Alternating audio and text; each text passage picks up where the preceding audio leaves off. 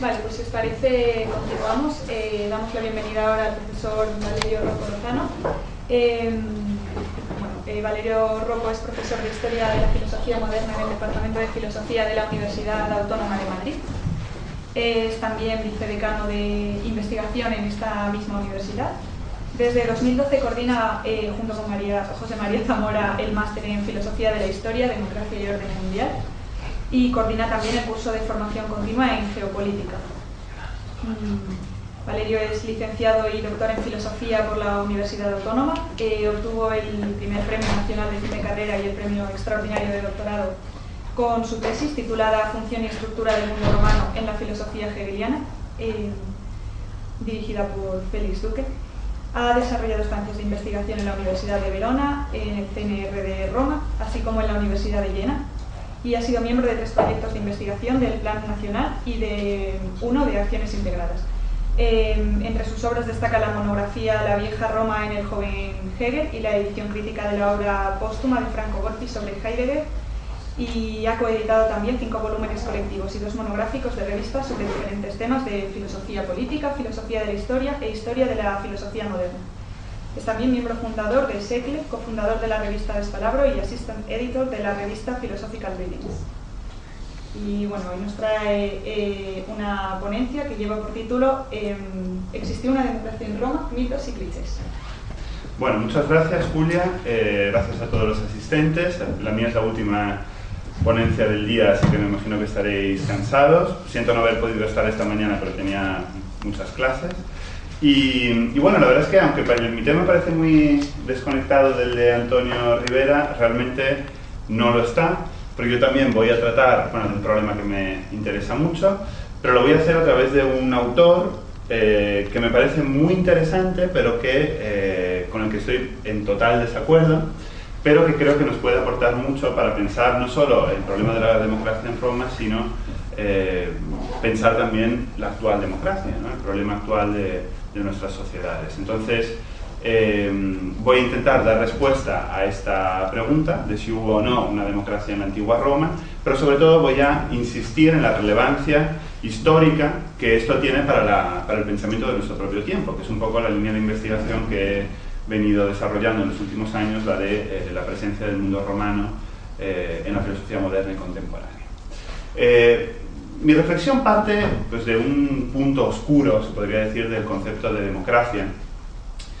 Un punto ambiguo que yo creo que necesita ser analizado con mayor rigor por la filosofía política y no solo por el derecho romano. No solo por razones de exactitud histórica, sino también porque afecta de pleno al contenido de una noción fundamental de la filosofía política, y es el problema de la efectiva presencia de una democracia en Roma durante la época republicana. A menudo se suele considerar que tras la experiencia democrática ateniense, en la Res Publica Romanorum, en la República Romana, no se dieron los elementos para poder afirmar la existencia de una democracia propiamente dicha. A lo sumo, se suele reconocer, siguiendo a Polibio o a Liciarco de Mesina, también a Cicerón, que en Roma el elemento democrático, presente en las asambleas, convivió con el poder aristocrático del Senado y con el monárquico de los cónsules, constituyendo por lo tanto uno solo de los 3 pilares en los que descansaba el equilibrio institucional republicano. Pero más no se suele conceder. A lo sumo, según varios intérpretes contemporáneos, en los que es fundamental de una manera o de otra la influencia de Rousseau, Roma habría sido la cuna del republicanismo, que sería un elemento indispensable en la formación de la noción moderna de ciudadanía democrática, pero habría constituido de alguna forma una involución en democraticidad respecto a ese paradigma de la democracia antigua representado por la Atenas de Pericles. Esta es la postura, por ejemplo, de un clásico del pensamiento de la democracia como es Finlay. O también un estudio reciente, ¿no?, de Francisco Javier Peña, que dice Roma nunca fue una democracia, que fue una débil imitación, una parodia. Sin embargo, en las consideraciones de algunos estudiosos se puede advertir que quizás se ha precipitado descartar la existencia de una democracia en la Roma republicana. De hecho, muchos pensadores han adscrito al régimen político que va desde la expulsión de los reyes hasta la batalla de Actium, en el 31 a.C., las características propias de una democracia, aunque a menudo añadiendo salvedades o matices. Sin voluntad de ser exhaustivos, sería imposible, voy a repasar algunos ejemplos. Uno de ellos es el de Ortega y Gasset, que en el tercero de los ensayos sobre la muerte de Roma señala lo siguiente. el Estado romano es una democracia bien que aristocrática. El pueblo, populus, decide, mediante elecciones periódicas, de los destinos nacionales. Otro caso muy problemático, pero interesante, es el de Hegel, que obviamente he estudiado mucho, que a pesar de reconocer en sus lecciones que, cito, la república es un nombre indeterminado, pues entre los romanos no era más que una aristocracia, fin de cita, también sostiene un poco más adelante, al hablar del fin de la república, que la constitución democrática, dice, ya no podía conservarse en Roma sino aparentemente. Por lo tanto, Hegel coincide con Ortega tanto en subrayar el carácter aristocrático de la República Romana como en definirla como una democracia. Algunos intérpretes ilustres, podría referirme aquí a Saint-Just, ¿no? Y que ha sido mencionado, su frase famosa de que el mundo está vacío después de los romanos, ¿no? Pero otros importantes teóricos de la Revolución, bueno, y prácticos de la Revolución Francesa, como el que se autodenominaba Cayo Graco Babeuf, o mucho antes también Maquiavelo, ¿no? También insistieron en el elemento democrático de la República Romana, pero en vez de hacerlo, como parecería natural, sobre la base de los comicios, de las asambleas populares, sobre todo los comicios centuriados, a través de los cuales se ejercía la participación política de todos los ciudadanos, la argumentaron a partir de una magistratura tan extraña como fascinante, que es la del tribuno de la plebe. Al contrario, para que veáis un poco la disparidad de posturas, Benjamin Constant consideró que la institución del tribunato es la única que puede definirse como representativa en un sistema, por lo demás, asambleario y democrático, en el que el pueblo ejercía directamente gran parte de los derechos políticos. Por lo tanto, existe un radical desacuerdo no solo acerca de si en Roma hubo o no una democracia, sino también a la hora de individuar dónde residiría el eventual elemento democrático del régimen político romano. Pero las discrepancias existentes entre los que afirman que hubo una forma de gobierno democrática en Roma afectan incluso elementos más decisivos, como es la delimitación de la época histórica en la que podría individuarse una democracia en la larga y compleja historia romana. Un ejemplo de esta cuestión problemática, y este es el que va a ser el núcleo un poco de mi conferencia, aunque luego desarrollaré otros aspectos, puede verse en un libro que en mi opinión es muy importante, un libro de 1979 de un jurista italiano llamado Antonio Guarino y titulado La democracia a Roma, la democracia en Roma, donde se sostiene que no solo la República satisfacía plenamente los criterios de democraticidad que se suelen admitir para el caso griego, sino que incluso el Principado, hasta la época de los Severos, puede considerarse, por lo menos desde el punto de vista del ordenamiento jurídico, una democracia a todos los efectos. Esta opinión, aunque parezca muy chocante, ¿no? Que emperadores como Nerón, por ejemplo, habrían formado parte de un régimen democrático, parece muy chocante, ¿no? Pero no es enteramente nueva, dado que, como ha estudiado Meyer, ¿no? En su estudio sobre los imperios, ya en el mundo antiguo, autores como Arístides o Dion Casio-Dion, habían tildado de democrático al Principado romano. El primero lo definía como una democracia bajo un emperador, mientras que en el segundo encontramos la tesis de que solo es posible una auténtica igualdad y libertad entre los ciudadanos si estos están sometidos a un individuo, un primus inter pares, con un poder meramente formal. Esta tesis, como una muy parecida, será retomada por Dante en el de Monarquia, a la hora de justificar la necesidad de un emperador elegido por el pueblo, en una postura política que ha sido llamada, en mi opinión acertadamente, gibelinismo popular romano.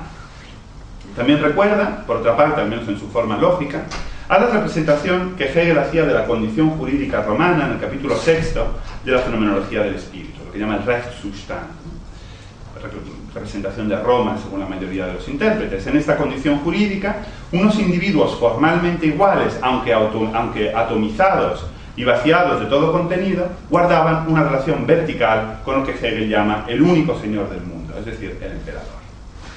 En realidad, y esto es lo que más me interesa porque es donde toca temas contemporáneos, Guarino ya había formulado su chocante tesis sobre la democraticidad del Principado muchos antes del libro de 1979. En concreto, en un artículo de 1947, había escrito, cito, que la afirmación establecida según la cual en Roma nunca hubo, a lo largo de su historia más que milenaria, un auténtico sistema democrático de gobierno, expresa una convicción tan difundida como carente de fundamento jurídico.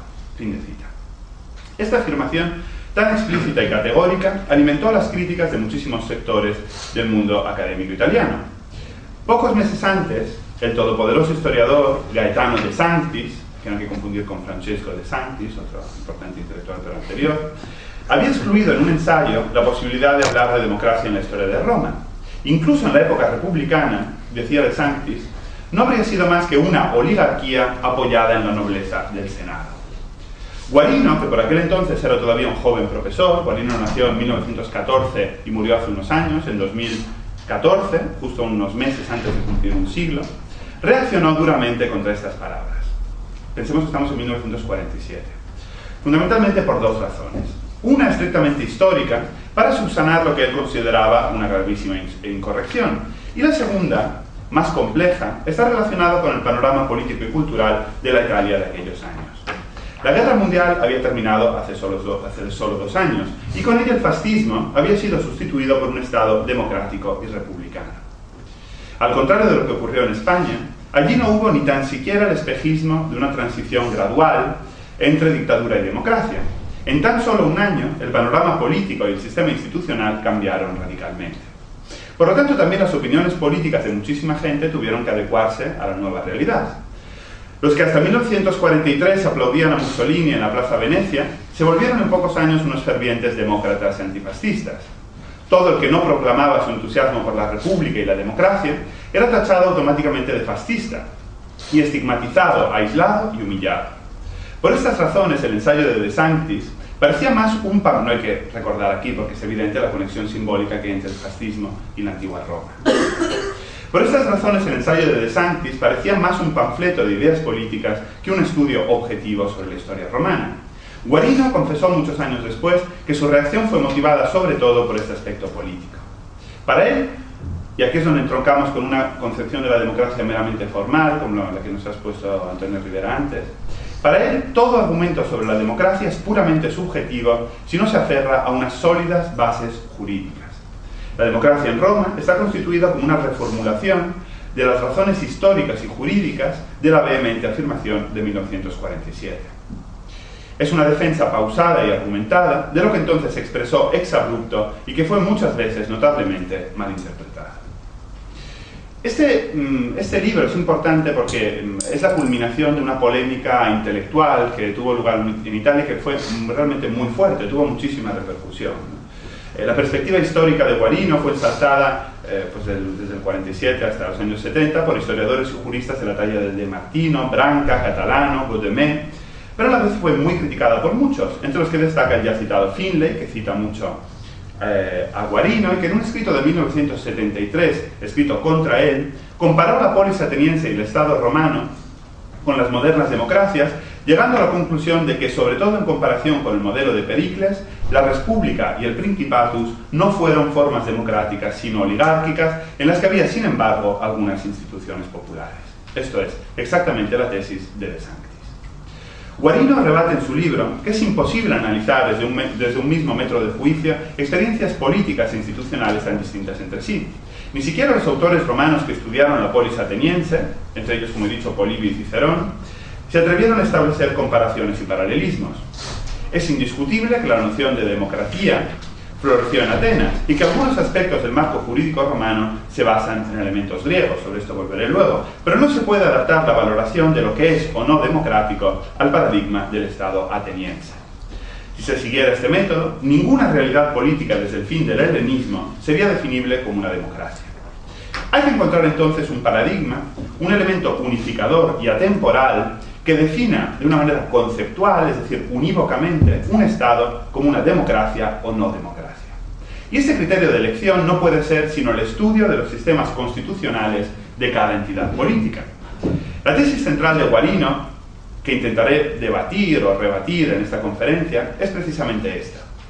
Un régimen es democrático cuando en su fundamentación jurídica, en su estructura constitucional, existen unos determinados elementos. Esta es una condición necesaria y suficiente. Sería imposible estudiar la democracia como fenómeno político, o incluso peor, como modus vivendi de una comunidad. En estos casos, estaríamos a la merced de consideraciones puramente subjetivas, de valoración de los hechos históricos, de las costumbres de un pueblo, de los comentarios y críticas de nuestros antepasados sobre su propia época. En este sentido, dice Guarino, no vayamos a lo romano desde nosotros. La única dimensión interpretativa en la que podemos situarnos sin estar obligados a caer en el subjetivismo es el marco de lo legal, de las leyes de un Estado. Esa es una perspectiva marcadamente kelseniana de Guarino, porque para él la democracia es un método, una regla del juego político-social. Por esa razón, nos dicen, no hay que identificar democracia con bueno y no democracia con malo. Es un sistema constitucional como muchos otros, del que pueden nacer frutos políticos mejores o peores. Según la conocida tesis de Giovanni Sartori, que por cierto alabó mucho el ensayo de Guarino, el fascismo y el nazismo pueden ser considerados como fenómenos políticos negativos y totalitarios, pero que nacieron y se desarrollaron sobre bases jurídicas democráticas. Por lo tanto, como indica el propio Guarino en evidente polémica con De Sanctis, incluso estas experiencias podrían clasificarse como democráticas. Y aquí está claramente el meollo de la cuestión. ¿Tiene sentido la aproximación estrictamente legal de Guarino al estudio de la democraticidad en Roma? Es evidente que las leyes son siempre expresión de una determinada realidad social y política, pero en un determinado momento lo jurídico se eleva por encima de la cambiante sucesión de eventos de la vida política y social y se erige en norma estática de la comunidad. Si aceptamos la concepción del derecho abstracto presente en los principios de filosofía del derecho de Hegel y luego en cierta medida en Marx, llega un momento en que el corsé jurídico aprieta demasiado a la sociedad, que se modifica y se expande y al final llega a romperse y a ser sustituida por otro semejante. Pero estudiar este corsé es extremadamente difícil a pesar de su sustancial escasa tendencia al cambio. ¿Por qué? Porque lo jurídico no solo es la ley, los decretos, las respuestas de los juristas, sino también una serie de acuerdos no escritos, pero que tienen valor, como dicen los juristas, los expertos en derecho romano, tienen valor de opinio iuris et necessitatis. Reconstruir esta serie de costumbres es sumamente difícil. En Roma está además la dificultad añadida de que la mentalidad de los juristas de la época con respecto a la base constitucional de la sociedad nunca fue muy explícita. Esto es una gran paradoja. La mayor productora de la historia del derecho, Roma, fue muy parca en las reflexiones metajurídicas o de filosofía del derecho. Por poner un ejemplo muy evidente, hasta la obra del jurista clásico Ulpiano, en el siglo III después de Cristo, el término ius se aplicó solo a acuerdos entre particulares y solo con él se define la división entre ius publicum y ius privatum, y de esta forma se construye un concepto, digamos, universal, más abstracto de derecho, propiamente dicho. La clave, por tanto, consiste en entender qué entiende Guarino por democracia, las características jurídicas que un régimen político debe poseer para poder definirse como tal son, según él, la igualdad de todos los ciudadanos frente a la ley, la posibilidad para todos los ciudadanos de elección activa y pasiva de los principales puestos del Estado, el criterio de superioridad de las decisiones de la mayoría y, por último, el respeto y la defensa de las minorías. Estos rasgos, con algunas variaciones, como por ejemplo no menores, como por ejemplo la abolición de la esclavitud, la inclusión de las mujeres en la vida pública, el paso de un sistema directo a un sistema representativo, son los que hermanarían las experiencias democráticas en Atenas, Roma y las democracias modernas. En base a esta enumeración de rasgos, para Guarino, existe una distinción muy clara entre democracia y autocracia, más allá de las cuales, como sostenía Kelsen, tertium non datur.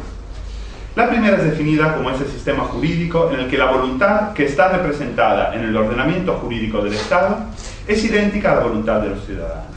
En la autocracia, en cambio, los súbditos no tienen acceso a la legislación, por lo que su voluntad es distinta de la voluntad de la ley. Guarino habla para el primer sistema de gobierno abierto y para el segundo de gobierno cerrado. Las características de los gobiernos abiertos, entendidos desde una perspectiva puramente jurídica, siempre siguiendo a Kelsen, serían dos. En primer lugar, todos los ciudadanos pueden formar parte del electorado pasivo y activo, excluyendo a algunos por unas condiciones iuris válidas para todos. Y en segundo lugar, todos los seres humanos, teniendo siempre en cuenta la limitación impuesta por algunas condiciones universalmente válidas, pueden llegar a ser ciudadanos. Pero Guarino nos advierte de que es necesario ampliar, flexibilizar estas dos características, pues de lo contrario la idea de Estado democrático abierto sería una utopía irrealizada y casi irrealizable, y sobre todo, y en este caso sin duda tienes razón, sería inaplicable al mundo griego y, por cierto, a muchas presuntas democracias contemporáneas de tipo representativo con leyes migratorias muy rígidas. Para tener una definición más concreta, se hace necesario añadir unas ligeras modificaciones. En primer lugar, el principio de representación política, que lejos de quitar protagonismo al demos en su función de autogobierno, agiliza las operaciones de las asambleas en provecho de toda la comunidad. Además, la asignación del estatus de ciudadano a cada individuo puede llevar más de una generación, de manera que si un individuo no llega a ser ciudadano pero cumple una serie de requisitos, puede estar seguro de que su descendencia sí llegará a serlo. Con una serie de argumentos que no es aquí el caso de resumir, Guarino llega a demostrar de manera convincente, según sus presupuestos, que la República Romana se ajusta a esta definición corregida y debilitada de democracia. La tesis fundamental, y que es muy problemática, que subyace a este tipo de análisis, es que no se puede identificar el autoritarismo con la autocracia. El primero es un tipo de gobierno, posible en cualquier ordenamiento jurídico y es por tanto una entidad política. La segunda es una forma de Estado, un ordenamiento constitucional, un elemento jurídico.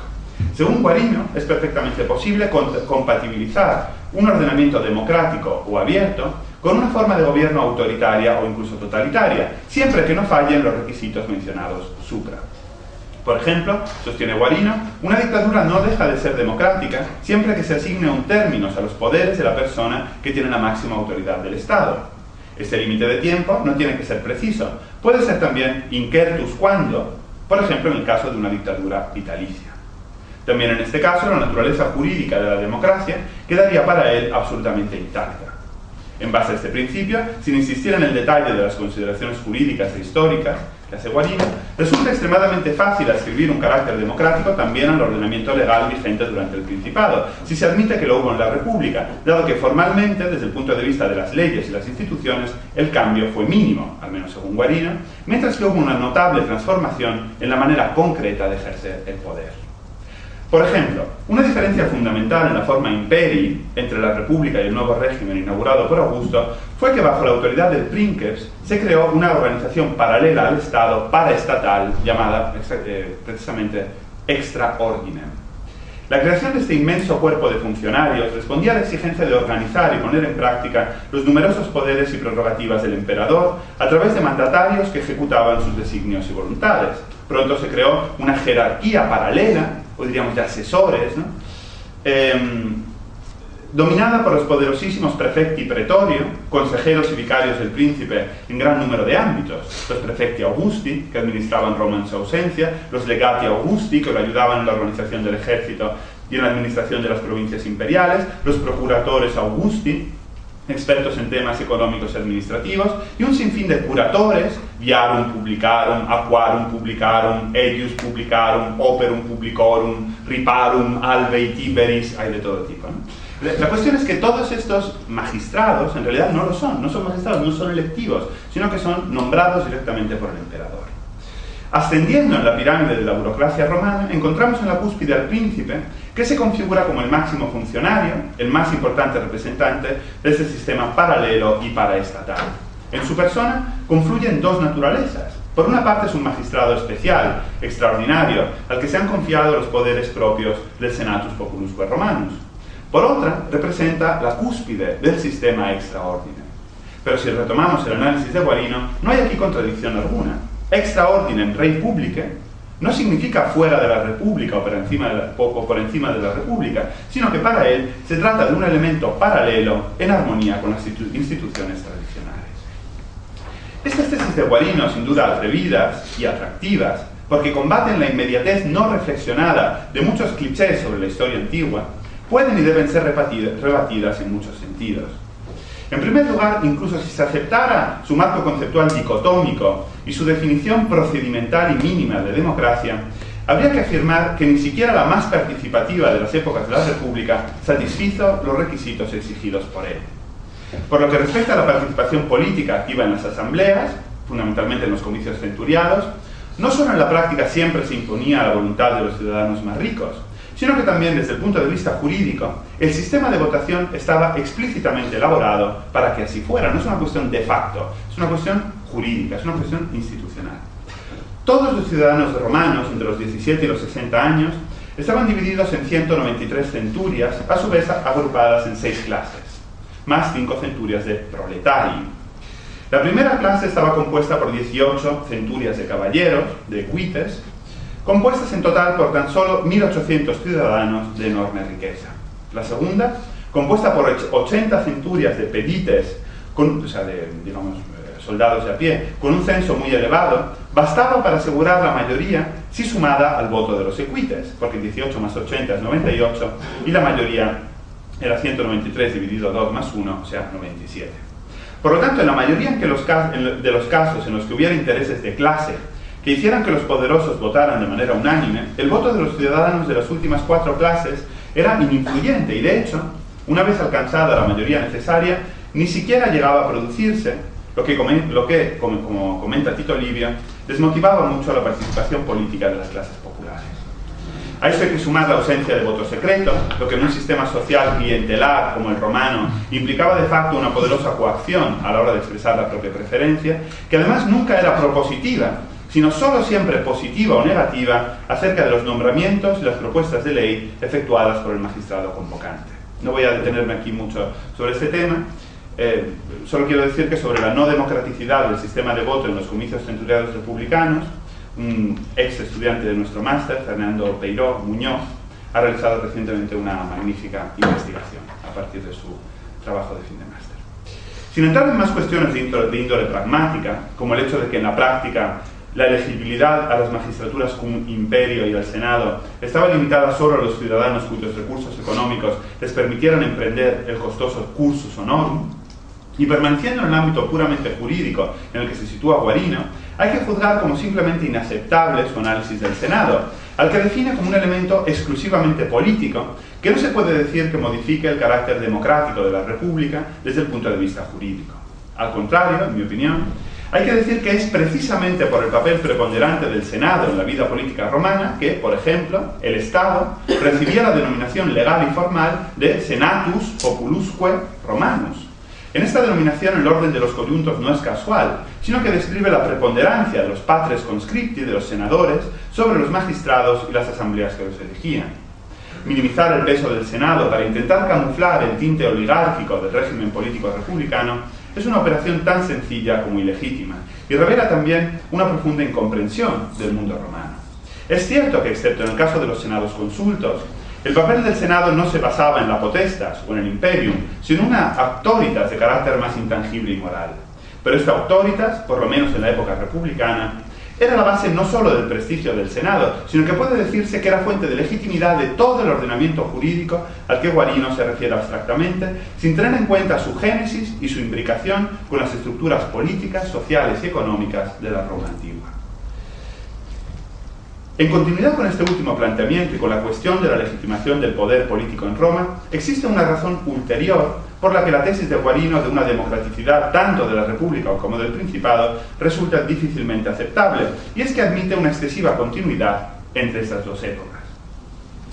El Principado, en cambio, tendría una importancia capital en la historia de las configuraciones políticas porque inaugura por primera vez una forma radicalmente nueva de justificación del poder, el imperio. Esta forma de gobierno, esto es el fruto de Filosofía del Imperio, que publiqué con Félix Duca hace unos años.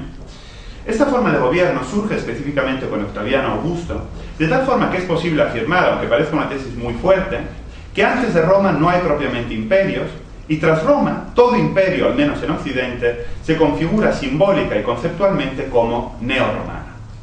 Aunque no pueda en este lugar ahondar en la explicación de esta hipótesis fuerte, que he abordado en otras investigaciones, se puede intentar resumir en esta tesis.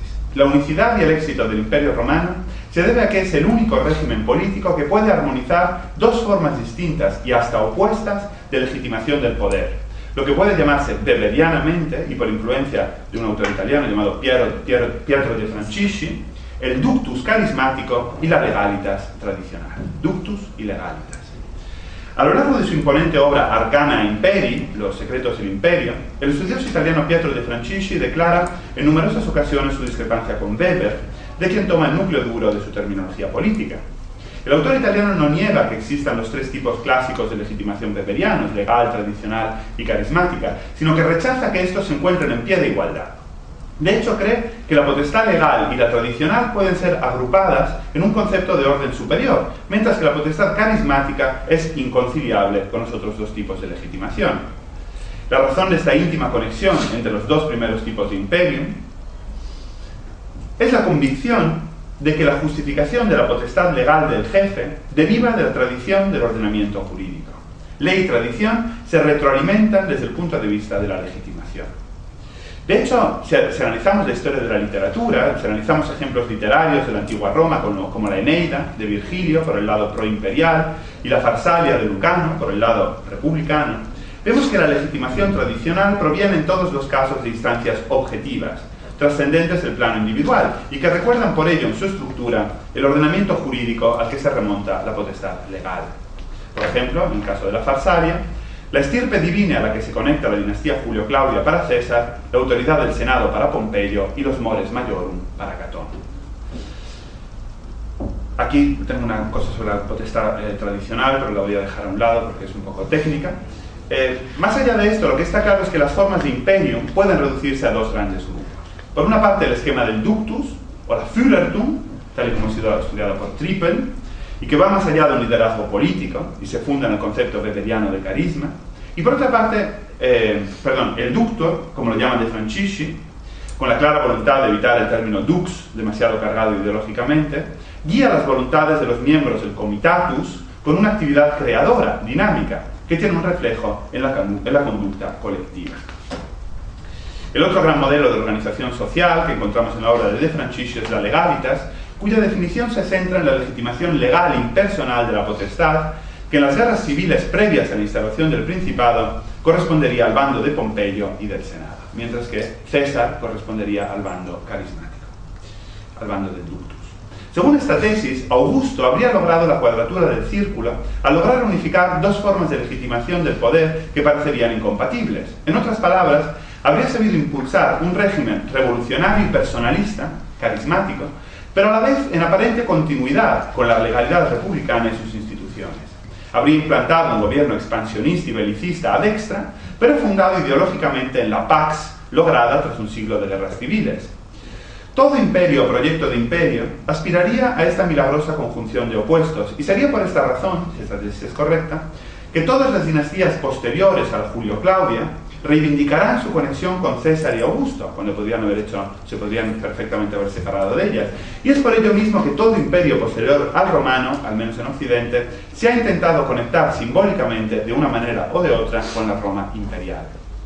Por último, esto también explica que tras el fin de la segunda Roma, Constantinopla, surja el mito de la tercera Roma, título reivindicado oficialmente a lo largo del tiempo por ciudades tan dispares como Moscú, la propia Roma en el fascismo, y extraoficialmente por París, Washington o Nueva York. Esta tesis filosófico-política del ductus y la legalitas, muy sugerente también por sus consecuencias para la filosofía de la historia, insiste por tanto en la discontinuidad que existió entre república y principado, al ver en este último una forma profundamente innovadora de justificación del poder gracias a la armonización de la legalidad racional tradicional y el liderazgo carismático militar. Por tanto, resulta incompatible con la tesis de Guarino de una sustancial continuidad institucional y jurídica antes y después del régimen de Octaviano. Por todos los argumentos expuestos, cabe concluir que el planteamiento de Guarino, que prescinde de la forma imperii efectivamente existente y se centra solo en el análisis del ordenamiento jurídico, es sin duda insuficiente y lleva a paradojas y a incorrecciones de calado. Además, como se ha podido observar en la argumentación expuesta, este modo de proceder puede ser también peligroso, dado que, como ocurre veladamente en este caso, puede llevar a la adjudicación del carácter de democracia a experiencias históricas como dictaduras, y de hecho Guarino, al hablar de Roma, alude constantemente de manera implícita al fascismo italiano, que de ninguna manera pueden considerarse tales. Sin embargo, y por eso lo traigo aquí, el planteamiento de Guarino también tiene virtudes, y por eso merece casi 40 años después de la publicación de este libro ser recuperado. En primer lugar, pone el acento de manera polémica y contundente sobre un tema que hemos visto que a menudo ha sido tratado a la ligera, el de la existencia de una democracia en Roma, y que no pocas veces ha llevado a paradojas y discrepancias como las expuestas al principio. En segundo lugar, tiene la virtud de acercar dos experiencias políticas, la romana y la ateniense, que a menudo son descritas como demasiado diferentes entre sí. No se olvide la descendencia casi directa, a través de la embajada a Grecia realizada por los Decembri ad Leges Scribundi, una comisión de 10 hombres que fue enviada literalmente a copiar las leyes atenienses, entre muchas instituciones y leyes de Atenas y de Roma. No se olviden tampoco características problemáticas y no tan estudiadas de la supuesta democracia ateniense, como el hecho de que el sorteo para la elección de magistrados solo se hiciera entre candidatos que se ofrecían para ello, y no entre toda la población, o la no remuneración de los cargos públicos hasta una fecha tardía, elementos que subrayan el carácter oligárquico de ese régimen político.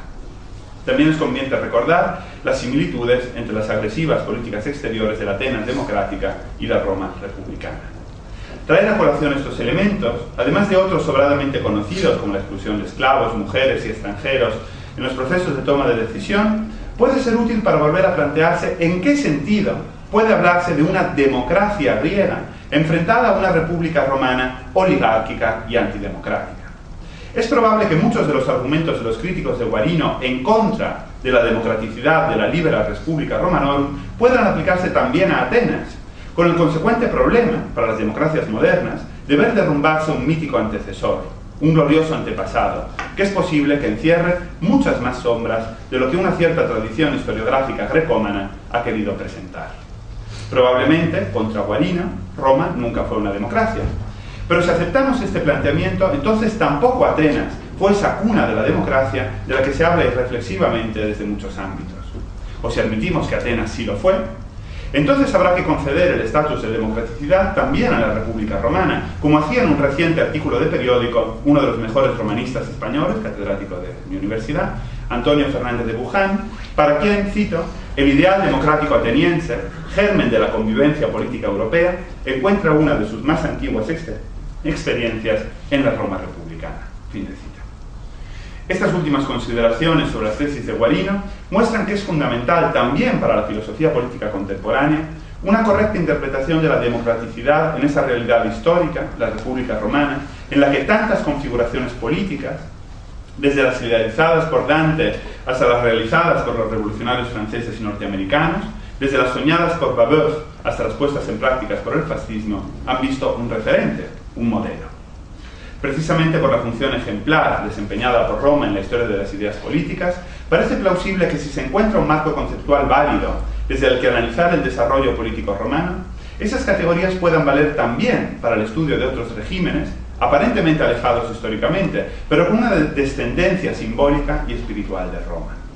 Por todo ello, la filosofía política debe enfrentarse con el mundo romano y en concreto con el tema de su democraticidad, desde una doble perspectiva. Parafraseando el título de un artículo de José Abad Baena, Roma sigue siendo, para todos nosotros, paradigma y problema. Muchas gracias.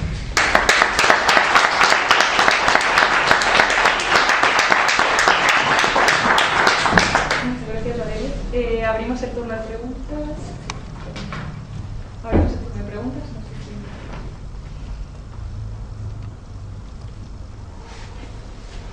Bueno, yo una muy rápida declaración. Primero, muchas gracias, Valeria, por tu charla. La verdad es que si no se me ocurren más preguntas que una simple pregunta de declaraciones, porque ha sido tan buena charla que ha quedado todo clarísimo. Y ya tenemos una buena lista de libros y autores a explorar.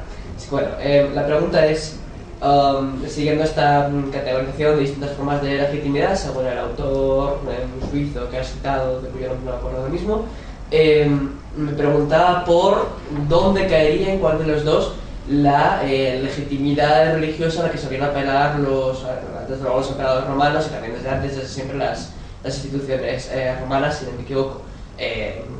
Por lo menos la dinastía de los Julio Claudios siempre recurrió desde Octavio Augusto a estas añagazas. Pues Octavio Augusto divinizó a César, luego fue divinizada a su vez, Lidia fue divinizada, no sé si también Claudio, en fin, todos estos como mínimo. Entonces, esto imagino que también es una poderosísima fuente de legitimidad y me pregunto dentro de cuál de las dos categorías caería. Pues es una muy buena pregunta, gracias, Moisés.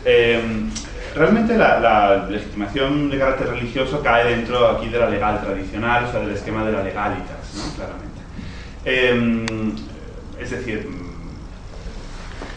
se ve muy claramente como hay, como digamos, antes de Augusto, ¿no? Que sería el que armonizaría esos dos esquemas, estas dos formas de legitimación del poder. Toda la legitimación de carácter religioso estaría en el bando, en las guerras civiles, por así decirlo, en el bando pompeyano, en el bando del Senado. Pero lo que es muy interesante es que la operación de divinización de los emperadores, que muy bien has descrito y que se lleva a cabo paulatinamente, de manera muy hábil, a partir de Augusto, tiene una deificación especular en el bando republicano, ¿no? En el bando antiimperial. Es algo que se ve muy bien en la Farsalia de Lucano, pero no solo, en muchísimos otros autores, por ejemplo con la divinización de Catón el Lucicense, como un ejemplo, digamos, incluso superior a los propios dioses, ¿no? La frase más famosa de la Farsalia, de este gran poema épico escrito por Lucano, justamente como una anti-Eneida y por lo tanto contra la dinastía Julio-Claudia, es justamente Victrix causa Deis placuit sed victa Catón, ¿no? La causa vencedora fue del agrado de los dioses, pero la vencida lo fue de Catón. Es decir, todo el rato se habla del divino Catón, el Catón antiimperial como superior a los dioses que se habrían vendido, por así decirlo, a la causa vencedora, a la causa tiránica. Por lo tanto, hay un proceso de deificación clarísimo en la estrategia de Augusto y de la dinastía Julio-Claudia, pero también hay una operación paralela, más desconocida pero muy interesante, de divinificación de los héroes antiimperiales, ¿no? Por ejemplo, Bruto, la razón por la que la Revolución Francesa simbólicamente condensa en un único personaje a los dos Brutos es porque, de nuevo, en textos clásicos como la Farsalia, el alma del Bruto fundador de la República, del Bruto mayor, por así decirlo, se aloja en el pecho del Bruto como último defensor de la República, ¿no? Como principio y cierre del régimen. O sea que son estrategias complejas, pero que merece la pena estudiar, ¿no? O sea que gracias por la pregunta. Sí, pues gracias en primer lugar por la exposición que tenemos todos. Este debate realmente es un debate abierto, de hecho, yo creo que ahora mismo en la historiografía norteamericana también siguen con esta cuestión, ¿no? De hasta qué grado de democratización había en Roma, dependiendo de los periodos, etc., ¿no? Y como tú has dicho, es un debate que además yo creo que prácticamente desde la Edad Media nos lo encontramos, ¿no? Nos lo encontramos, por supuesto, en Maquiavelo, nos lo encontramos, pero también en Bodino, que hace una diferencia muy importante, ¿no? Que hay que tener en cuenta, y es una cosa es el tipo de Estado, la soberanía donde recae, y en ese sentido, dice Bodino, no hay ninguna duda de que Roma era una democracia. Otra cosa es la forma de gobierno. Se puede tener un Estado democrático y un gobierno aristocrático o monárquico. Se puede tener un Estado básicamente autocrático o oligárquico y, sin embargo, formas de gobierno más democráticas.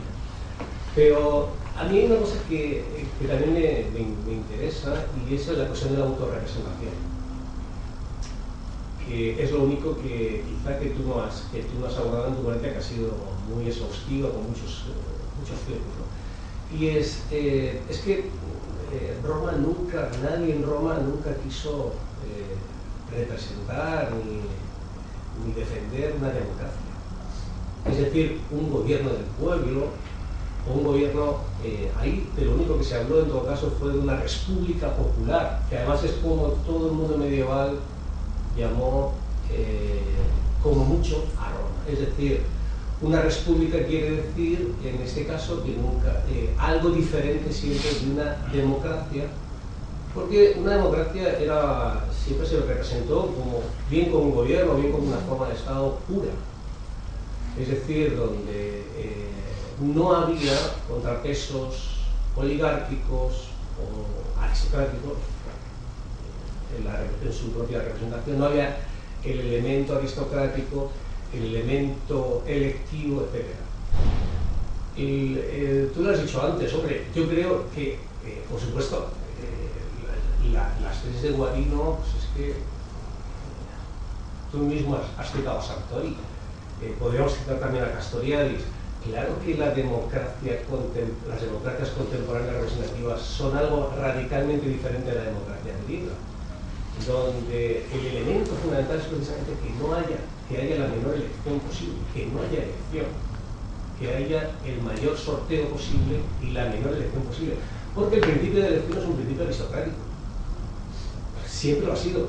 Es decir, precisamente el sistema de partidos de la democracia representativa moderna es introducir una aristocracia, vamos a decir, aceptable, razonable, en un sistema que tiene una base material democrática, pero que viene corregido por elementos de aristocratización.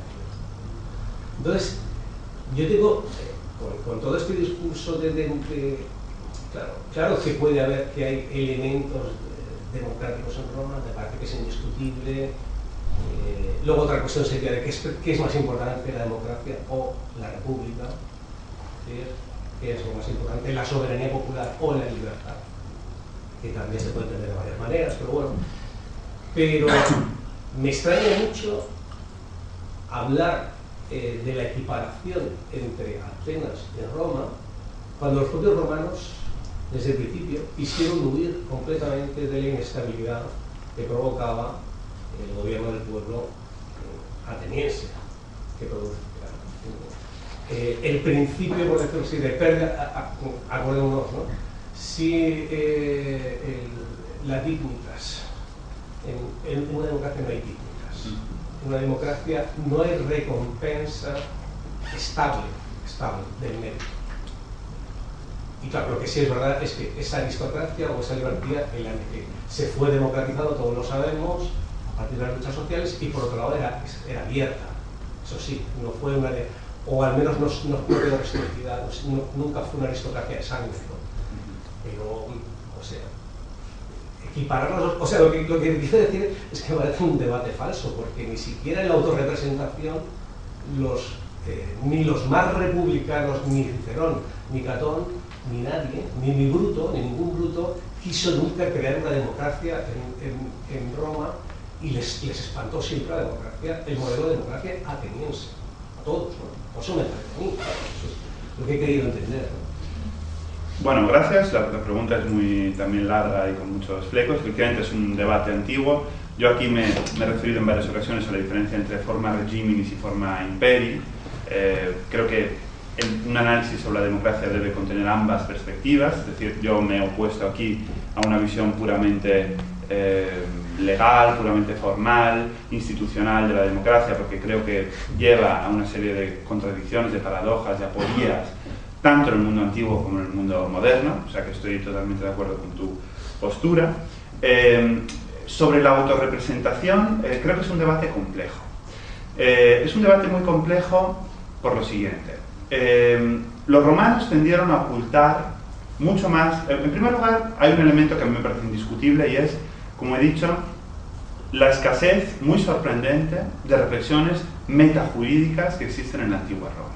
Es decir, hasta los grandes jurisconsultos de la época clásica, fundamentalmente Gallo, Ulpiano, etc., no hay una verdadera reflexión sobre el sistema jurídico romano público, ¿no? De una manera teórica, de una manera sistemática.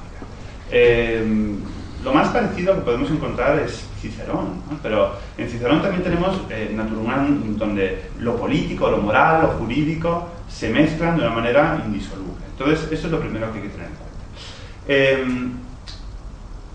En segundo lugar, los romanos tendieron en general a minimizar el peso de lo griego en su propia cultura, ¿no? De manera, por cierto, simétrica o antisimétrica a lo que la tradición posterior hizo, ¿no? Si hay todo un mito romántico que pues, empieza con Winckelmann, con Schiller y con tantos otros, que ven en los romanos una mera imitación de lo griego, los romanos, los propios romanos, tendieron a ocultar, creo yo, los elementos griegos que habían incorporado desde el punto de vista religioso, desde el punto de vista social, desde el punto de vista filosófico y también desde el punto de vista jurídico.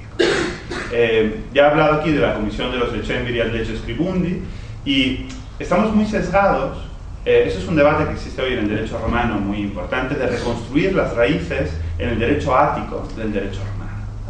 Tan cliché me parece, por eso he hablado aquí de mitos y clichés en mi ponencia, ¿no? Porque tan cliché me parece hablar de una Grecia como cuna de la democracia, o una Atenas como cuna de la democracia y por tanto espejo en el que se pueden mirar las democracias modernas, cosa que se dice constantemente de manera reflexiva, como el hecho de que Roma fue algo así como la inventora del derecho y que con Roma empieza un gran sistema jurídico, cuando Roma bebe muchísimo del derecho ático.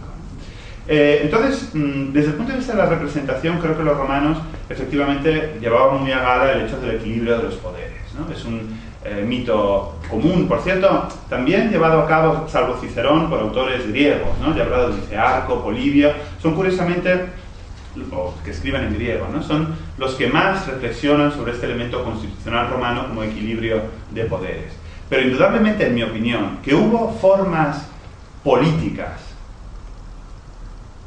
fuertemente democráticas, al menos en su propaganda, en su autorrepresentación, etc., me parece difícil de dudar, ¿no?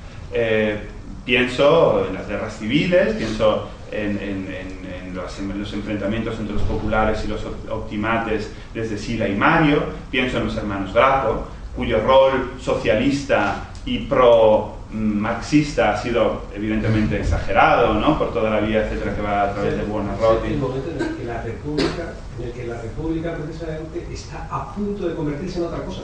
Efectivamente. Y tú mismo lo dices, guerras civiles. Efectivamente. O el propio César. Guerra agraria. Sí, sí. No. O sea, lo que te quiero decir es que sí, que esos justamente los momentos más democratizadores, sí. a los que tú mismo te llamas de aludir, son momentos del final de la República, efectivamente. Hasta tal punto que es la destrucción de ella. No, estamos totalmente de acuerdo, claro que sí.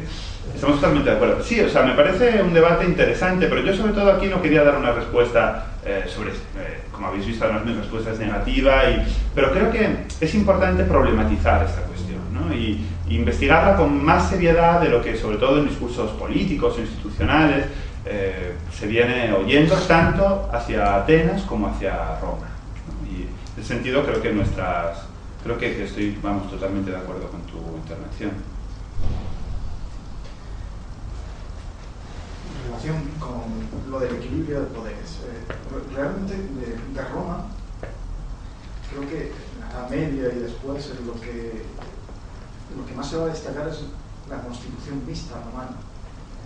Como que con lo de equilibrio de poderes te referías, ¿no? A la constitución mixta, se ha referido a Polibio, Cicerón, etc.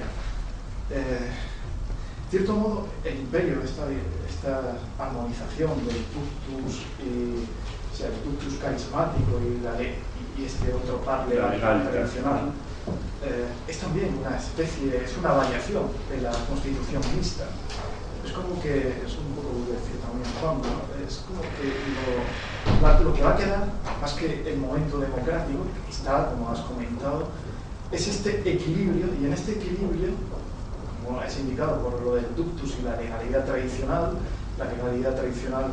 el Senado es muy importante, que es el gran heredero, donde está el pasado, el concepto de autoritas, que tanta relevancia otorgó Hannah Arendt, pero que en esa constitución mixta el elemento más ausente es el democrático, es entre la oligarquía, la aristocracia y el principado, la monarquía. Es como que, y desde luego en los medievales está muy claro, o incluso en las repúblicas renacentistas, uno tiene la impresión que fundamentalmente cuando se inspiran en Roma para elaborar una constitución republicana mixta, el elemento que falta es el democrático en gran medida. En Giannotti. Sí, ¿qué opinas? Sobre la Edad Media, me he quedado antes sin decirlo, es un punto que he tocado muy brevemente, pero es un punto también que creo que es muy interesante. Creo que hay una cierta tradición, de nuevo, republicana, que de nuevo puede entroncarse con la Farsalia, que por ejemplo en Dante, ¿no? En el de Monarquia, pero también en determinados pasajes de la Divina Comedia. Pienso por ejemplo en el canto sexto, en el canto 18 del Paraíso, en el canto primero del Purgatorio, donde está Catón, ¿no? Catón Luticense. En todos estos lugares Dante desarrolla esto que he llamado aquí gibelinismo popular romano, o sea, una idea según la cual el imperio viene de Dios, pero el emperador debe ser elegido por todos los ciudadanos de Roma, donde él da una definición de Roma claramente extensiva o bien a toda la península itálica o incluso a toda la Cristianitas, ¿no?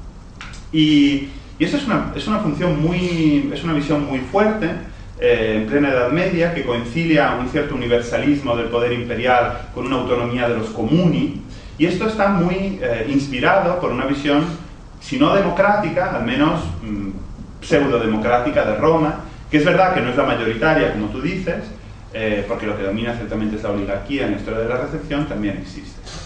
Creo que, volviendo un poco a lo que yo llamo el equilibrio de poderes, es decir, la constitución mixta, efectivamente, creo que hay una importante diferencia entre ese equilibrio de poderes, esa constitución mixta que caracterizaría a la república, donde efectivamente, según los propios romanos, estaría el elemento monárquico de las magistraturas, el oligárquico del senado y el democrático de los comicios, y donde todos ellos son muy importantes, diría yo, a pesar de que, como he mostrado de manera efectiva, los comicios eran muy poco democráticos, ¿no? Y se podría insistir mucho más en ello, pero todo este sistema se engloba dentro de lo que puede llamarse cumianamente política normal, ¿no? O política de legalitas, es decir, una justificación del poder político en base justamente a instituciones, a tradiciones provenientes del pasado. Es en el momento de disgregación de la república, es decir, incluso los momentos de excepcionalidad, el momento de la dictadura, que también ha sido estudiado, etc., responden a un esquema plenamente enmarcado en lo que aquí hemos llamado el esquema de la legalitas, ¿no? De la justificación legal tradicional. ¿Qué ocurre? Pues que al final de la República se dan determinadas irrupciones carismáticas, llamémosla Mario, Sila, el mal llamado primer triunvirato, los hermanos Graco, el segundo triunvirato, etc., que destruyen esta continuidad legal tradicional y frente a esa legalidad imponen otro tipo de legitimación, una legitimación basada exclusivamente en el carisma y en el poder militar. Si nosotros admitimos que toda forma de legitimación del poder normalmente suele ser o bien legal, que o bien se obedece al poder porque así nos lo manda la ley y la tradición, o bien porque seguimos al guía, al caudillo, como lo queramos llamar, militar, etcétera, carismático, el gran hombre de Hegel, como lo queramos llamar, pues lo que habría hecho el Principado de Augusto habría sido armonizar en un único régimen político estas dos formas de justificación, aparentemente antitéticas, y lo habría hecho a la vez. Es decir, el imperio, el Principado, es continuista con la República, al menos exteriormente, al menos en las formas, etc., pero profundamente transformador, revolucionario y carismático en base a otros elementos, ¿no? Y por lo tanto, es por eso que digo que el imperio, el Principado romano, es una forma muy característica del régimen político en cuanto a su forma de legitimación del poder. Y por eso, en mi opinión, debe ser muy claramente dividido de la República. Es cierto que luego en la historia de la recepción, la visión que ha habido del Principado, como tú dices, o del Imperio, en ella ha dominado el elemento carismático, ha dominado el elemento vertical, ha dominado el elemento del poder, ha dominado el elemento incluso de la arbitrariedad del emperador, y se ha pasado a un segundo plano este elemento continuista, institucional, que siguió existiendo, ¿no? Pero que, si nosotros vamos a las fuentes, estuvo allí y fue indudablemente lo que hizo, era una pregunta que se hacía el joven Hegel en Berna, ¿no? Dice, ¿cómo es posible que todo el mundo aceptara gozosamente la tiranía después de 5 siglos de república? Y fue porque fue una operación propagandística muy bien construida de armonizar ambas tendencias. Yo tengo una pregunta. Bueno, pues sí, me gustaría preguntarte sobre un asunto que algunos aquí hemos tenido la suerte de tratar en tus clases, pero creo que sería muy interesante traer en relación precisamente al título de tu ponencia, sobre los clichés, y si efectivamente es consistente la crítica a Guarino y además parece legítimo aplicarla también al análisis de la democracia ateniense. La pregunta es si tiene algún poder simbólico Roma y Grecia en la construcción de la identidad, especialmente de la identidad política europea, y si es ese donde se sitúa, porque parece que para fundamentar la democracia actual no parece posible. Si en general tiene algún sentido apelar a ese poder simbólico, ya sea greco-romano o de cualquier tipo, y bueno, tu opinión sobre eso. Claro, bueno, pues es una pregunta, o sea, mi asignatura de máster es esta. Pero Dicho muy resumidamente, la respuesta sería que no. Es decir, que no en los términos como se hace ahora, donde se alude, si nosotros vemos, por ejemplo, los documentos fundacionales de la Unión Europea, o, por ejemplo, el discurso que hizo Antonio Tajani, ¿no? El momento en el que la Unión Europea recibió el Premio Nobel de la Paz, ¿no? El Premio Príncipe de Asturias, perdón, el Premio Nobel de la Paz fue anteriormente, pues vemos que hay una irreflexiva apelación a una herencia grecorromana, una herencia política y cultural grecorromana, como elemento común de todos los europeos al que es posible apelar, ¿no? Y esta búsqueda de un máximo común denominador que pueda unificar en el mundo grecorromano las experiencias políticas de todos los europeos es profundamente falaz, porque, como yo intento mostrar justamente en mi asignatura de máster, si hay un elemento polémico de división, de controversia en la historia europea, es justamente la apropiación o la relectura del mundo griego o del mundo romano, o del mundo griego contra el mundo romano, o del mundo romano contra el mundo griego, o de un mundo romano contra otro mundo romano. Es decir, que han sido elementos simbólicos, como tú dices, profundamente divisivos en la historia europea. Y negar esta realidad y, digamos, amoldarnos a una especie de buenismo ignorante, según el cual todos seríamos hijos de Grecia-Roma, metido en un único saco, es, en mi opinión, problemático y es una de las muchísimas causas del actual fracaso del proyecto europeo. Y es que le falta una reflexión crítica en el sentido de valiente y sin miedos a recorrer momentos muy turbulentos de su pasado en cuanto a la historia de la recepción, ¿no? Por lo tanto, yo creo que de Grecia y Roma indudablemente hay que recuperar muchas cosas para explicar nuestra historia y nuestra tradición, siempre y cuando se haga con espíritu crítico y con voluntad real, ¿no? Y no como para buscar un elemento lo más abstracto posible en el que todos nos podamos reconocer. No sé si he contestado más o menos. Sí, lo último ya sería si hay alguna alternativa para forjar nuestra identidad como europeos y si eso es deseable. Bueno, es una pregunta del millón. Como sabes, uno de los libros que coordiné hace unos años con Diego Garrocho se llama Europa, Tradición o Proyecto, y la tesis que más o menos exponemos ahí es que la tradición de Europa ha sido la de hacerse proyecto, ¿no? Y la de un poco en la línea que decía antes Antonio, la tradición europea es la de proyectarse hacia un futuro común y no tanto la de buscar elementos compartidos en un pasado más o menos esencial. Por lo tanto, mi propuesta, así dicho muy esquemáticamente, sería la de ser fieles a esa tradición europea de ser proyecto y negar todo esencialismo historicista y buscar en cambio propuestas con un contenido político, social, democrático, justamente en virtud de una refundación de otra, por ejemplo, noción de democracia mucho más abierta, mucho más participativa, que ilusionara a los ciudadanos en un proyecto europeo, ¿no? Pero yo desde luego estoy en contra de toda alusión, de toda operación que conlleve un regreso nostálgico tradicional.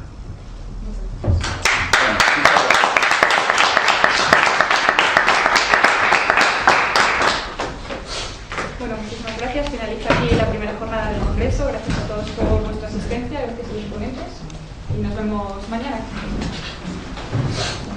No, gracias a ti.